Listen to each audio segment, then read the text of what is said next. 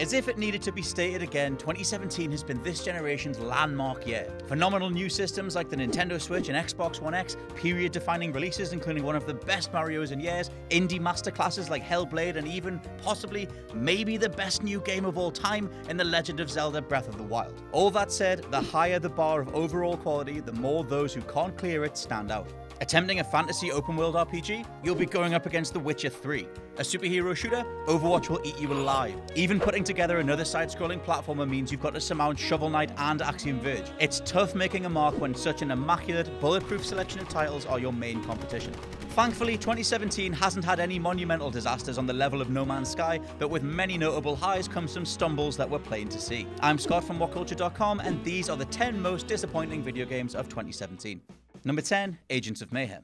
From the makers of Saints Row should carry a lot of weight, and you could tell that with the rise of games as a service like Destiny, The Division, and Overwatch, Deep Silver wanted their own year-long cash cow. The thing is, the reason fans sink 500 plus hours into Destiny is because of Bungie's immaculate first-person shooter engine. You know, it plays pretty damn well. Agents of Mayhem, well, Volition are not Bungie, despite the prior Saints games still being fantastic. Making the game one big loot grind paired with basic attack/defend X-objective missions was generic and rote at best, with some admittedly fun characters failing to save the project overall. For every Overwatch there's a Battleborn or a Lawbreakers, and Agents of Mayhem very much drew upon a spreadsheet of what's hot right now. In regards to potentially bankable mechanics, it was spot on, but the execution of those elements with zero originality only ruined the appeal. Number 9, LEGO Worlds. Minecraft with LEGO was the pitch, yet the reality of LEGO Worlds came from the final version being bizarrely broken. Feeling like a fan mod, stuttering menus, bad load times, and lag across the board established this phenomenal idea on paper as something that needed much more time in the oven. Since launch, we've seen copious amounts of patches and fixes applied to get it all up to scratch, but the fact remains that Traveler's Tales really dropped the ball. As we've literally seen Minecraft make its name on being digital LEGO with survival elements, removing the latter and giving fans infinite access to every LEGO playset on Earth should have been a shoo-in, yet LEGO Worlds just wasn't intuitive or fun enough to interact with. Number 8, NBA Playgrounds. A return to the arcade sports of yesteryear is long overdue. In racing circles, we could more than do with a new Burnout, and right here, something like NBA Street Volume 4 would have gone down a storm. Now, this isn't to say that NBA Playgrounds is completely without merit. Slapping the ball out of an opponent's hand, dribbling between your legs, calm down, and launching yourself across the court to shake the screen with a raucous dunk feels phenomenal. It's just the mechanics connecting that tissue together don't always feel right. Character models fall on the wrong side of emulating bobbleheads, there's barely any campaign/single-player progression to speak of, and matches tend to devoid into steal, sprint, shoot back and forth. It's a missed opportunity, but one that shows how things could be done in a future sequel. Number 7, Marvel vs. Capcom Infinite.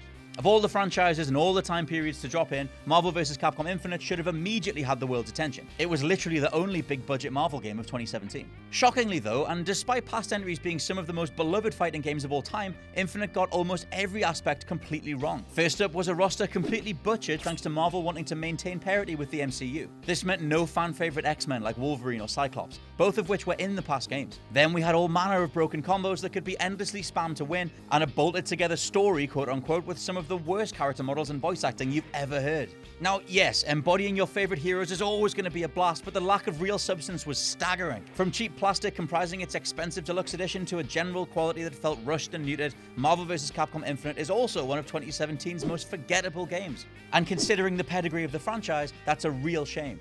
Number 6, Call of Duty World War II.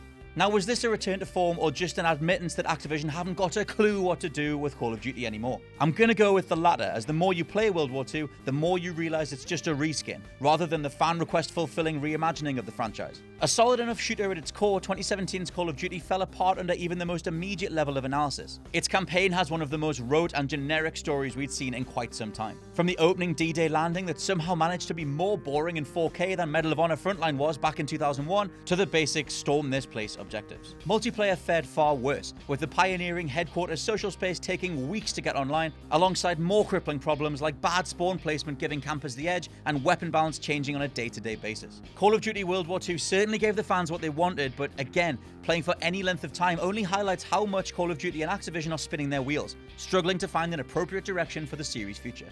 Number 5, Need for Speed Payback. Now this was just supposed to be the next Burnout. It certainly looked the part with all sorts of sideswiping takedowns and vehicular carnage. There was even a cool sounding hijackers versus the cops narrative that looked to roll together more than a handful of Fast and the Furious style references and set pieces. But the reality was one of the most baffling game design decisions of all time. See, Need for Speed Payback had a goddamn loot system for car parts, rare exhausts, rolling and re-rolling for upgrades, duplicates, the whole shebang. Since Battlefront 2's runaway controversy made many mainstream gamers realize loot boxes and blind progressions are everywhere, EA have since tweaked Payback to be a little more consumer friendly. Though that doesn't get around the literal in-game slot machine you play to unlock parts. A loot grind to unlock car parts. A freaking epic legendary exhaust. That's where we're at. Number 4, Middle-earth Shadow of War. Hey, guess what? Another game with a loot grind. How about that? Even the otherwise single-player focused Shadow of War just couldn't resist adding loot boxes, bolting them onto the game as you attempt to fell a number of fortresses by amassing armies of mind-controlled orcs. So, hands up for guessing how blind boxes fit into that scenario.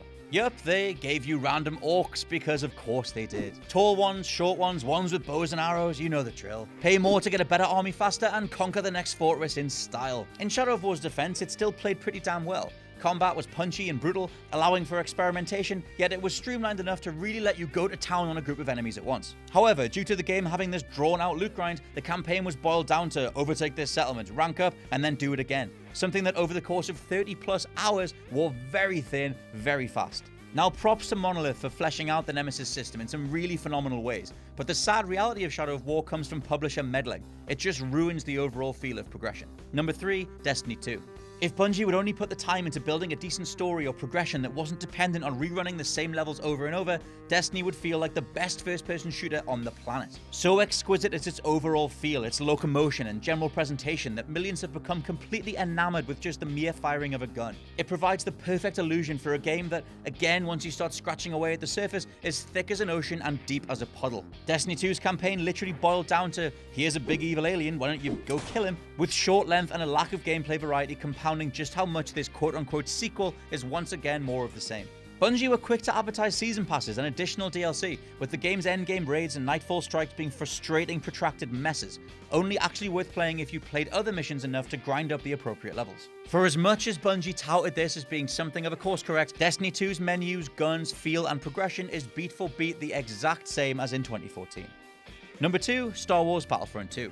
And it was all going so well. An original Empire-focused single-player campaign, the promise of DLC, a better balanced star card system, and access to 4 times the amount of maps across the board. Offline play, more heroes and villains, up-res graphics, more force power than you can shake a lightsaber at, it all sounded so good. Battlefront 2, though, regardless of how much EA and DICE rejig their numbers on a daily basis to make it more fun, is one of the most disappointing games of 2017 by sheer virtue of building up so much goodwill beforehand. Squandering every last morsel of it, the campaign discards its unique hook after just an hour. And the multiplayer, man, that's just a complete mess. All player unlocks and progression are still tied to a random loot system that, despite EA removing the microtransaction model to level the playing field, has no bona fide way to play a class or actually feel like you're entering into matches that are fairly balanced.